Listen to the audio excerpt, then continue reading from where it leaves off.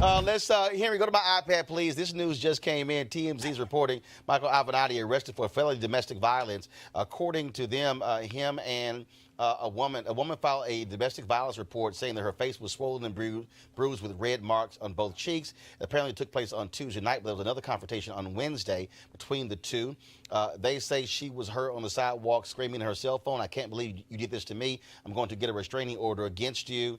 TMZ says we're told security brought her inside the building, took her upstairs, and Michael showed up 5 minutes later and ran into the building. He screamed repeatedly, "She hit me first." We're told he angrily added, "This is bullshit. This is effing bullshit." We're told he tried getting to the elevator, but security denied him access. And so cops, they arrested him. Apparently, he kicked her out of the apartment, and then that's when the alleged domestic violence took place.